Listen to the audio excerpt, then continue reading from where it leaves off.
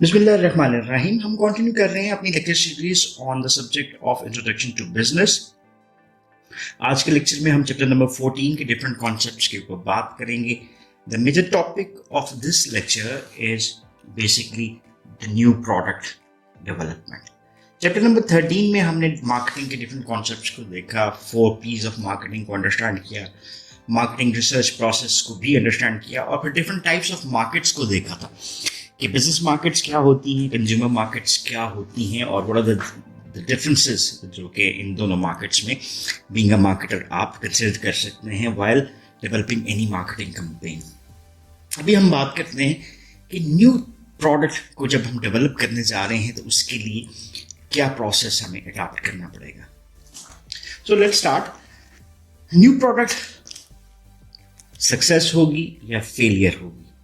अगर वो जो डिजायर्ड आउटकम्स हैं उसको डिलीवर नहीं कर सकते तो फिर एक फेलियर साबित हो सकता है, और अगर आपने जो प्रॉमिस किया था वो आप डिलीवर कर रहे हैं तो your product might be a success.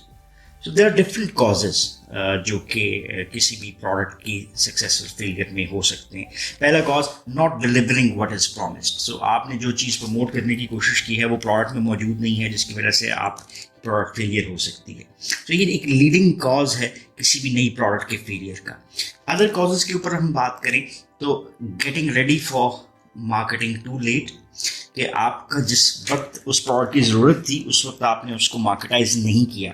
So you are late in marketing your product, तो भी उसके फेलियर के चांसेस हैं। पुअर पोजिशनिंग, यानी आप अपने कस्टमर के माइंड में जो इमेज क्रिएट करना चाह रहे हैं उसको हम इमेज पोजिशनिंग कहते हैं। अगर आप वो पोजिशनिंग क्रिएट नहीं कर पाए कस्टमर कंज्यूमर के माइंड में तो भी आपकी प्रोडक्ट फेल हो सकती है। Then too few differences from competitors, अगर आपकी प्रोडक्ट कंपैटिटर से डिफरेंशिएट नहीं कर पा रही तो भी आपकी प्रोडक्ट फेल हो सकती है। या एट टाइम्स पुअर पैकेजिंग, यानी जो हमने प्रोडक्ट का एक लेआउट बनाया था उसकी पैकेजिंग की थी तो भी वो भी इतनी अच्छी नहीं है तो भी आपकी प्रोडक्ट फेलियर की तरफ जा सकती है। सो अभी देखते हैं कि ये सारे कंसिडरेशंस को, इन फ्लॉज को हमने न्यू प्रोडक्ट को डेवलप करते हुए जहन में रखना है। ये भी हम बात करेंगे फिगर के ऊपर, दैट इज 14.3, जो कि न्यू प्रोडक्ट डेवलपमेंट प्रोसेस के डिफरेंट स्टेप्स को भी डिटरमाइन करती हुई आपको नजर आएगी। बेसिकली 6 स्टेज प्रोसेस है। इसको हल्का सा अंडरस्टैंड करते हैं थ्रू द डायग्राम, फिर इसके टेक्स्ट को इन डिटेल देखेंगे। पहला स्टेप जो हमें नजर आता है that is the idea generation, that is based upon the consumer needs and wants, कि वो क्या चाह रहे हैं उसकी बेस के ऊपर हम आइडिया जनरेट करते हैं। दूसरा है कि आइडियाज को हम स्क्रीन करें, यानी जो हमारे पास डिफरेंट आइडियाज हैं, देयर आर मेनी, और उन मेनी में से फ्यू को हम जब सिलेक्ट करने की कोशिश करते हैं और इवन सिंगल वन, तो ये प्रोडक्ट स्क्रीनिंग कहलाता है। थर्ड स्टेप हमारा है दैट इज प्रोडक्ट एनालिसिस, कि हम एनालाइज करने की कोशिश करते हैं कि हमारी प्रोडक्ट सक्सेसफुल हो सकती है नहीं है। जैसे कॉस्ट के एनालिसिस होते हैं, मार्केटिंग के एनालिसिस भी हो सकते हैं, प्रोडक्शन एनालिसिस हो सकते हैं, मतलब ऑल डिफरेंट एस्पेक्ट्स के ऊपर प्रोडक्ट को एनालाइज किया जाता है। एंड फोर्थ स्टेप के ऊपर हम क्या करते हैं, डेवलपमेंट ऑफ द प्रोडक्ट, और इसमें हम एग्जाम्पल या प्रोटोटाइप क्रिएट कर रहे होते हैं। Once it has been developed तो फिफ्थ स्टेज के ऊपर आ जाता है उसकी टेस्टिंग, कि जो प्रोडक्ट हमने क्रिएट की है क्या वो उसी तरह से है जिसको हम एज्यूम कर रहे थे, और वो वही काम पूरा कर सकती है या नहीं। तो product testing might give you an idea कि प्रोडक्ट सक्सेसफुल हो सकती है या नहीं। और सिक्स्थ के ऊपर हमारे पास आता है दैट इज कमर्शलाइजेशन, कि हम लार्ज स्केल के ऊपर प्रोडक्ट को मैन्युफैक्चर भी करना शुरू कर देते हैं और लार्ज स्केल के ऊपर मार्केट में अवेलेबल करते हैं फॉर द सेल। तो ये हमारे पास आ जाते हैं 6 डिफरेंट स्टेप्स और stages of new product development. So इसको स्टार्ट करते हैं वन बाय वन, इसके डिफरेंट स्टेज को थोड़ा सा अंडरस्टैंड करते हैं। जनरेटिंग न्यू प्रोडक्ट आइडियाज, ये पहला हमारा स्टेप बनता है। अब न्यू प्रोडक्ट आइडिया से क्या मुराद है। फॉर इंस्टेंस हम क्रिएट करना चाहते हैं अ बाइसिकल, और ये इलेक्ट्रिक बाइसाइकिल है, चलिए ये हमारी न्यू प्रोडक्ट का एक आइडिया हो गया। जनरली जो रिसर्च सपोर्ट करती है वो कहती है कि about 7 ideas to generate one commercial product, यानी 7:1, यानी 7 आइडियाज में से एक सक्सेसफुल आइडिया आपके सामने आता है। इसका मतलब है अगर आपने एक प्रोडक्ट बनानी है तो एटलीस्ट आपके पास 7 आइडियाज होने चाहिए जिसमें से आप एक को सिलेक्ट करोगे। सो ये जनरल एक कॉन्सेप्ट है, इट्स नॉट नेसेसरी कि ये वाला कॉन्सेप्ट आपको हर जगह पे अप्लाई होता हुआ नजर आएगा। Most ideas for new industrial products come from employees' suggestions rather than research and development. तो यहाँ पे हमें 2 सोर्सेज नजर आ गए। एक सोर्स न्यू प्रोडक्ट डेवलपमेंट के आइडिया का क्या आता है, रिसर्च। दूसरा आपके पास आ गया कि जैसे इंडस्ट्रियल प्रोडक्ट्स हैं तो उसमें एम्प्लॉयज जो हैं उनकी सजेशंस की बेस के ऊपर भी नई प्रोडक्ट्स के आइडियाज को डेवलप किया जा सकता है। सो research and development nonetheless is a major source of new products. Employees are a major source for new consumer goods ideas. ये देखें, ये सेग्रीगेशन बन गई कि जो हमारी कंज्यूमर प्रोडक्ट्स हैं उसमें जो एम्प्लॉयज़ हैं उसको as a major source use किया जाता है किसी भी प्रोडक्ट के नए आइडिया के लिए, और इंडस्ट्रियल प्रोडक्ट में R&D की इम्पोर्टेंस निस्बतन ज़्यादा है। So firms should also listen to their suppliers for new product ideas as well. तो तीसरा जो एक एस्पेक्ट है वो है हमारे सप्लायर्स, क्योंकि वो मार्केट में डायरेक्टली कंज्यूमर के करीब तरीन होते हैं और उसकी प्रेफरेंसेस को ज़रा ज़्यादा बेहतर समझ सकते हैं। उसकी बिना पर हम सप्लायर्स को भी न्यू प्रोडक्ट आइडियाज़ के लिए यूज़ कर सकते हैं। Then present customers are also a good source for new product ideas. तो हमने 4 चीज़ों को देखा। मैं आपके लिए इसको हाईलाइट भी कर देता हूँ। पहला सोर्स हमारे पास क्या आ गया जी, R&D। दूसरा सोर्स हमारे पास क्या आ गया, एम्प्लॉयज। तीसरा सोर्स हमारे पास क्या आ गया, सप्लायर्स का। और चौथा सोर्स हमारे पास क्या आ गया, प्रेजेंट कस्टमर्स का। सो ये 4 मेजर सोर्सेज हैं जिसको आप न्यू प्रोडक्ट आइडिया को जनरेट करने के लिए यूज कर सकते हैं। नेक्स्ट हमने फॉर इंस्टेंस आइडियाज को डेवलप कर लिया और we will be assuming that we have 7 different ideas of a new product. अभी हम चलते हैं और बात करते हैं सेकेंड स्टेप के ऊपर, that is product screening. Screening का बुनियादी मतलब होता है कि हमने छांटी करना, यानी हमने ज़्यादा में से कम को लेकर आना है। So product screening basically reduce करती है the number of new product ideas a firm is working on at any one time, so it can focus on the most promising one. Out of 7 हमने एक idea लेकर आगे चलना है। सो ये हमारा प्रोसेस है। इसका मतलब है 6 को हमने क्या करना है, रिजेक्ट करना है। सो बेस किसके ऊपर ये प्रोसेस करता है, स्क्रीनिंग के ऊपर बेस कर रहा होता है, और जो मोस्ट प्रॉमिसिंग प्रोडक्ट है वो एज अ फाइनल आउटकम इसकी निकलनी चाहिए। सो स्क्रीनिंग को थोड़ा सा देखते हैं कि स्क्रीनिंग अप्लाई करती है basically criteria to determine whether the product fits well with present products, has good profit potential and is marketable. 3 चीजें। पहली चीज क्या है, fits with the present products. अभी कोई भी फर्म अगर न्यू प्रोडक्ट लेकर आना चाह रही है तो उससे पहले उसके पास डिफरेंट प्रोडक्ट्स हैं। इसको हमने कह दिया उनका प्रेजेंट पोर्टफोलियो, यानी प्रेजेंट प्रोडक्ट पोर्टफोलियो। तो जो हम नई प्रोडक्ट लेकर आ रहे हैं क्या वो प्रेजेंट प्रोडक्ट्स, यानी जो उस ऑर्गेनाइजेशन की पहले वाली प्रोडक्ट्स हैं उनके साथ मैच करती है या नहीं। तो ये पहला एस्पेक्ट आ गया। दूसरा जो एस्पेक्ट है वो है उसका प्रॉफिट पोटेंशियल, कि अगर इस प्रोडक्ट को हम लॉन्च करते हैं तो how much sales it can gather from the market, जिसकी बेस पे हम इसका प्रॉफिट कैलकुलेट कर सकते हैं कि क्या ये इतनी सेल होगी कि हम जो एक अर्निंग का लेवल है वो अडॉप्ट कर सकें। Then the company may assign each of these factors a weight. अगर आपको याद हो तो डिसीजन मेकिंग प्रोसेस की हम बात करते हैं जिसको हम RDM भी बोलते थे, तो उसी के मुताबिक हम इसको मोर लॉजिकल डिसीजन करते हैं। हम हर फैक्टर जैसे fits with the present product, profit potential उसका क्या है, मार्केटेबिलिटी उसकी क्या है, उसके ऊपर उसको वेट एलोकेट कर देते हैं और हर 6 के एनालिसिस करते हैं। चलिए 1 2 3 4 5 6 7 प्रोडक्ट्स की एनालिसिस होंगे, उसकी बेस के ऊपर एक स्कोर जनरेट हो जाएगा और उस स्कोर में से जिस प्रोडक्ट का स्कोर सबसे ज़्यादा हाई होगा that might be the right choice. So screening की बेस के ऊपर आउट ऑफ 6 जो रिजेक्ट होती गई और इसका स्कोर फर्ज करें सबसे ज़्यादा था, इसको हमने सिलेक्ट कर लिया, बाकियों को हमने रिजेक्ट कर दिया। This brings us the product screening process. So once screening is done, हम क्या करने जा रहे हैं, जो थर्ड स्टेप है उस पर प्रोडक्ट के एनालिसिस। सो हमने प्रोडक्ट स्क्रीनिंग कर ली, अब हम करते हैं प्रोडक्ट का एनालिसिस, और उस एनालिसिस में कॉस्ट एस्टिमेट्स आ जाती हैं। पहले ये चीज़ कि हमारी क्या क्या कॉस्ट हमें बेयर करनी पड़ेगी। आपको भी अंदाज़ा है कि कॉस्ट जो है वो फिक्स्ड कॉस्ट भी होती है और वेरिएबल कॉस्ट भी होती है, और इसके डिफरेंट फर्दर एलिमेंट्स बनते हैं। तो हम कॉस्ट एस्टिमेट्स करते हैं कि हमें इस प्रोडक्ट को मैन्युफैक्चरिंग के कॉन्टेक्स्ट में, मार्केटिंग के कॉन्टेक्स्ट में इसकी कॉस्ट एस्टिमेट्स क्या बनते हैं। दूसरा जो एनालिसिस का एस्पेक्ट है वो है सेल्स फोरकास्ट, कि हमारी पोटेंशियल सेल्स यानी फ्यूचर में कितनी हो सकती हैं। अगर हम इस प्रोडक्ट को क्रिएट करके मार्केट में सेंड करते हैं तो हम कितनी सेल्स टारगेट्स को अचीव कर सकते हैं। और इसी की बेस के ऊपर एक फीलिंग फॉर द प्रॉफिटेबिलिटी ये of the new product idea generate होती है। So product that don't meet the established criteria are withdrawn from the consideration.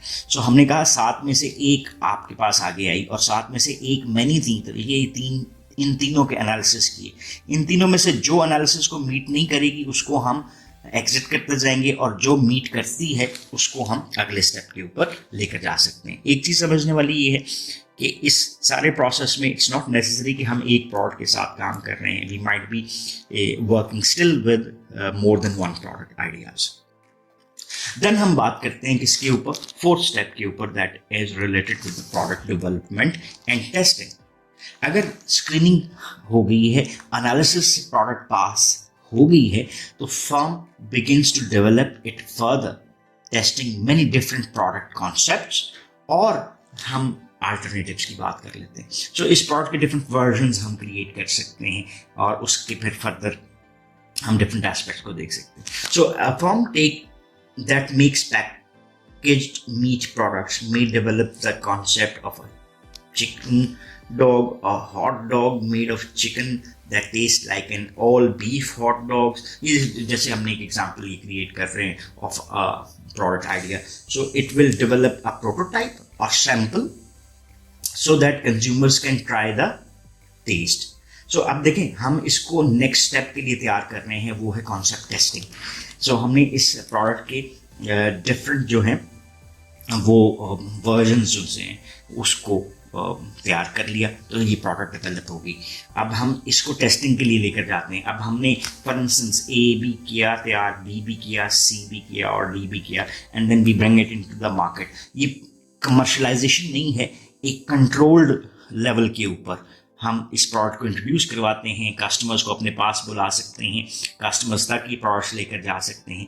वो इस सारे प्रोसेस को टेस्ट करते हैं, या जैसे हमने कहा कि प्रोडक्ट के यूजेज को टेस्ट करते हैं। उसी की बेस के ऊपर हमारा ये फिफ्थ स्टेप जो बनता नजर आता है, that is concept testing. So take a product idea to consumers to test their reactions. Do they see the benefits of the new product? How frequently would they buy it? At what price they are willing to buy? What features do they like and dislike? What change in it would they make? The firm tests samples using different packaging, branding, and ingredients until a product emerges that's desirable for both production and marketing perspective. लेकिन अब ये हमारे different steps बने। ये जितने भी हमने सवाल थे, अगर आपको याद हो तो हमने एक process पढ़ा था that was called as marketing research। अब ये रिसर्च आपको इस सारे प्रोसेस में कॉन्सेप्ट टेस्टिंग में सपोर्ट कर रही है कि आप डिफरेंट एस्पेक्ट्स के ऊपर प्रोडक्ट पे रिसर्च करते हैं और उसकी सैंपल्स जो हैं उसको टेस्ट करने की बेस के ऊपर आप उसको पास या फेल करते हैं, और उसी में से सर्टन मॉडिफिकेशंस, जैसे मॉडिफिकेशंस की हमने बात की, उसका कलर चेंज हो सकता है, टेस्ट चेंज हो सकता है, उसकी पैकेजिंग चेंज हो सकती है, प्राइसिंग चेंज हो सकती है, एक्सेट्रा। इस सब को करने के बाद आप उसमें से एक फिनिश्ड प्रोडक्ट की तरफ आ रहे हैं। So as you plan for very, खैर ये तो अब एग्जाम्पल की बात आ गई। सो ये हमारा क्या है, प्रोडक्ट टेस्टिंग। अगर आपको याद हो, if I remember it correctly, तो कुछ साल पहले एक प्रोडक्ट माउंटेन ड्यू के ऊपर डिफरेंट वर्जन्स आए थे। If I remember it correctly तो 1, 2 और 3 वर्जन्स थे, और वो प्रोडक्ट्स मार्केट में कुछ अरसे के लिए अवेलेबल थी, और जिनकी सेल सबसे ज़्यादा होगी, मीन्स कंज्यूमर जिस फ्लेवर को ड्यू के सबसे ज़्यादा पसंद करेंगे, that will remain in the market. So ये भी एक तरह से कॉन्सेप्ट टेस्टिंग थी. वंस कॉन्सेप्ट टेस्टिंग से हम अगर आगे निकल आते हैं तो we move towards the last step, that is commercialisation, और 6th स्टेप हमारा बनता है. अगर हमने प्रोडक्ट को अच्छी तरीके से टेस्ट किया है, it may take quite a while to achieve success in the market, because किसी भी फार्म के इंट्रोड्यूस करने में और उसके मार्केट में इंफॉर्मेशन फैलाने में, मार्केटिंग की डिफरेंट टेक्निक्स को, स्ट्रैटेजीज को अप्लाई करने में टाइम लग सकता है. सो ये चीज़ किसी भी मार्केटर के जहन में होनी चाहिए कि अगर हमने प्रोडक्ट टेस्टिंग को बहुत अच्छी तरीके से किया है, but still it will take a time for the marketer to make a product more successful. यहाँ पे जो उसने एक एग्जाम्पल दी हुई है, take the zippers. For example, the result of one of the longest development efforts on record for a consumer product after Whitcomb Judson received the first patent for his clothing fastener in the early 1890s. It took more than 15 years to perfect the product. तो ये भी हमारे लिए एक example हमारे सामने आती है. इसी एग्जाम्पल के हवाले से कुछ डिफरेंट एस्पेक्ट्स जो हैं उसको भी देख लेते हैं कि मार्केटिंग एफर्ट्स जब हम कमर्शलाइजेशन के स्टेप में जाते हैं तो क्या होनी चाहिए. पहली चीज़ जो हमें नजर आती है, that is promoting the product to distributors and retailers to get wide distribution. And second aspect है developing strong advertising and sales campaigns to generate and maintain interest in the product among distributors and consumers. So ये दो steps हमें जो इस case study zippers के हवाले से नजर आते हैं कि पहली चीज़ तो ये है कि हमने प्रोडक्ट को अच्छी तरीके से प्रमोट करना है towards the distributors and retailers, ताकि वो प्रोडक्ट को वाइड डिस्ट्रीब्यूशन में लेकर आ सकें. फिर strong advertising and sales campaign हमें रन करनी है ताकि हम जो इंटरेस्ट है of the distributors and retailers and the consumers उसको जनरेट कर सकें और दूसरी चीज़ मेंटेन कर सकें. अगर आज के ज़माने के हवाले से बात करते हैं तो new products are now getting rapid exposures to global markets through commercialization on the internet and social media. जैसे अब आपके पास फेसबुक है, आपके पास ट्विटर है, आपके पास इंस्टा है एंड मेनी मोर जो आपके पास सोशल मीडिया साइट्स हैं, उसकी वजह से एडवर्टाइजिंग जो है इस वक्त आपको ग्लोबल नज़र आती है और ग्लोबल सेल्स परचेजेस भी नज़र आती हैं. और वेबसाइट जो है वो कंज्यूमर को इनेबल करती है to view new products, ask questions and make purchase easily and more quickly. तो ये हमें बताता है कि हम इस सारे प्रोसेस को ज़्यादा इफेक्टिवली कर सकते हैं और इंटरनेट के यूजेज उसको फर्दर सपोर्ट करता हुआ भी नजर आता है. सो that's all about this lecture. इस लेक्चर में हमने बुनियादी तौर पे न्यू प्रोडक्ट डेवलपमेंट प्रोसेस को समझने की कोशिश की है और हमने स्टार्ट किया था उन डिफरेंट फैक्टर्स के साथ कि वो कौन से फैक्टर्स हैं जिसकी वजह से products might fail in the market. जिसमें हमने बात की कि अगर हम मार्केटिंग में डिले करते हैं, प्रोडक्ट पोजीशनिंग ठीक नहीं करते, प्रोडक्ट को डिफरेंट नहीं बनाते, उसकी पैकेजिंग ठीक नहीं है या जो हमने प्रॉमिस किया था वो डिलीवर नहीं कर पा रहे होते, तो प्रोडक्ट्स माइट फेल. फिर हमने न्यू प्रोडक्ट के आइडियाज़ जनरेट किए पहले स्टेप में. फिर हमने उन आइडियाज़ को स्क्रीन किया. स्क्रीनिंग के बाद हमने प्रोडक्ट्स के एनालिसिस किए जिसमें सेल्स के भी एनालिसिस थे, कॉस्ट के भी एनालिसिस थे. और देन हम 4th स्टेप पे डेवलपमेंट ऑफ अ प्रोडक्ट के ऊपर चले गए जहाँ पे हमने एक सैम्पल प्रोटोटाइप डेवलप किया और उन्हीं सैम्पल्स को मार्केट में टेस्टिंग की तरफ लेकर आए. And once those tests are successful we might go for the full fledge launch of the product towards the final customers and buyers at a larger scale. इसको हमने क्या कहा, कमर्शलाइजेशन का प्रोसेस कहा. So that's all about this lecture. इसमें हवाले से if you still have any question और क्वेरीज तो you can ask in the comment section and we will definitely love to answer those. So once again thanking you. Have a nice time. अल्लाह हाफिज.